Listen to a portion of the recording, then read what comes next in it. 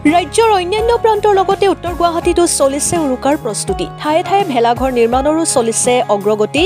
উত্তৰ গুৱাহাটী চন্দ্ৰাত মহানগৰৰ ভিতৰত সৰ্ববৃহৎ ভেলাঘৰ নিৰ্মাণ কৰি থকা হৈছে। 1000 বাঁহ কলচুচনি আৰু 40 জন লোকে 3 দিন ধৰি সাজি আছে এই ভেলাঘৰ। 120 ফুট দীঘল আৰু 80 ফুট বহল ঘৰটোৰ বাবে প্ৰয়োজনীয় বাঁহ ৰাইজে সংগ্ৰহ কৰিছে পাহাৰৰ পৰা।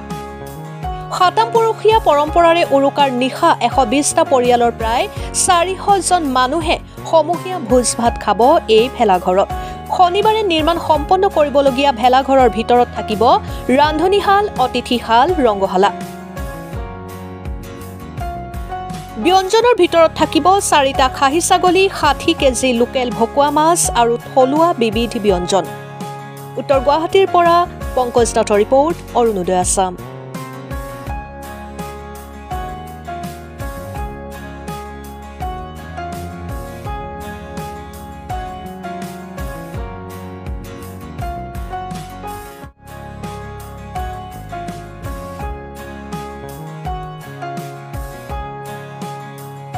আটাইতকৈ ডাঙৰ ভেলাঘৰ মহানগৰীৰ ভিতৰত উত্তৰ গুৱাহাটী চন্দ্ৰত, আৰু কিমান দিন লাগিছে, কি কি সামগ্ৰী লাগিছে, কেনেধৰণৰ অসুবিধাৰ সন্মুখীন হৈছে? হয়, আমাৰ ইয়াতে আমাৰ মোটামুটি গাঁৱত আমাৰ 120 ঘৰৰ পৰিয়াল আছোঁ আমি। আৰু 120 ঘৰৰ প্ৰত্যেক মানুহে আহি পেলাই ইয়াতে আমাৰ ভেলাঘৰটো বনোৱাৰ ক্ষেত্ৰত সহযোগ কৰিছে। আৰু ইয়াত বাঁহ বুলি ক'লে আপোনাৰ বাঁহ মোটামুটি কিজানি 1000 মানৰ এটা অনুমানিক কৰা হৈছে, 1000 মান বাঁহ লাগিছে। আৰু আমাৰ যিটো কলৰ যিটো শুকান আমাৰ যিটো পাত, সেই পাতেৰে আমাৰ বেৰবোৰ দিয়া হয় যাতে জুই লগাত সহায় হয়। মানে ৰাতিপুৱা উৰুকা নিশা ৰাতিপুৱা মানে এইটো আমাৰ জ্বলাই দিয়া হয়। আৰু ওপৰত যি আমাৰ দেখিছে আপোনালোকে বাঁহৰ যি আমাৰ ছাল দিয়া হৈছে, আৰু তাৰ ওপৰত আমাৰ ধান খেৰ থাকিব। প্ৰত্যেক ঘৰৰ পৰা ধান খেৰ উঠোৱা হয়, আনি পেলাই আমি ধান খেৰ ওপৰত জাপি দিওঁ, দি পেলাই যাতে নিয়ৰ নপৰে, ৰাতি যাতে মানে ভোগ ভাত খোৱাত যাতে ৰাইজৰ অসুবিধা নহয়, ঠিক তেনেকুৱা এটা ব্যৱস্থাৰে আমি এইখিনি কৰা হৈছে। ইতিমধ্যে আমাৰ 2 দিন ইয়াত কাম কৰা হ'ল, আৰু নিশ্চয় আৰু এদিন হয়তো লাগিব আমাৰ কামখিনি সম্পূৰ্ণ কৰাৰ বাবে। সন্ধিয়াৰ ভাগত গোটেই ৰাইজখনে সমূহীয়াভাৱে ভোজ ভাত খায়, আৰু সন্ধিয়াৰ ভাগত কি কি আয়োজন থাকে? ইয়াতে সন্ধিয়া ভাগত আমাৰ এনে নাচ গানটো হ'ব, থাকিব। সেইটো সৰু ল'ৰা ছোৱালীখিনি বা যিখিনি আমাৰ উঠি অহা যুৱক যুৱতী, এইখিনি নাগাৰা নামটো থাকে তাৰ লগতে। তাৰ পিছত হেৰি কৰা যায়, আৰু আমাৰ যিখিনি খানা, যিটো আমাৰ খাদ্য সামগ্ৰী কিছু যোগাৰ জাতি সম্পূৰ্ণ কৰা সময়, সেইখিনি সময়তে কৰা যায়। কি কি থাকিব ইয়াতে? আমাৰ ছাগলী মাংস থাকে, মাছ থাকে, আৰু এইটো বাকীখিনিতে থাকে। পিঠা পনাটো থাকিবই। ছাগলী কেইটা? ছাগলী আপোনাৰ 5টা মান হ'ব এইবাৰ। মাছ কিমান হ'ব?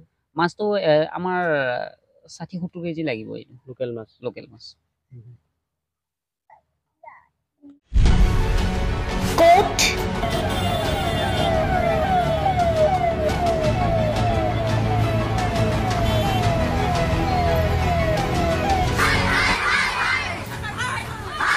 কিয়, কেনেকৈ?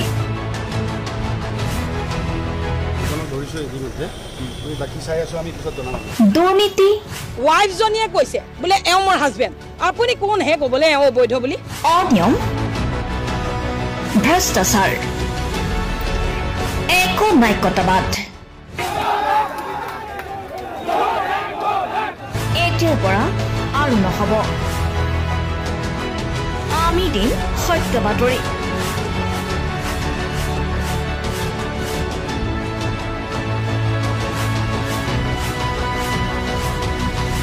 নিজকে সংস্থাপিত কৰাৰ বাবে শুদ্ধ ৰূপত নিৰ্ভীক নিৰপেক্ষতাৰে আমি সাজু। অসমৰ উন্নয়নমূলক যাত্ৰাই আজি এক নতুন দিগন্তত ভৰি দিছে। অসমৰ ৰাইজৰ পৰা আমি সদায় আশীৰ্বাদ বিচাৰোঁ। আমি এনেকৈ যাতে আমাৰ জননী জন্মভূমিক সেৱা কৰি যাব বিচাৰোঁ। অৰুণোদয় অসম, নিৰ্ভীক নিৰপেক্ষ।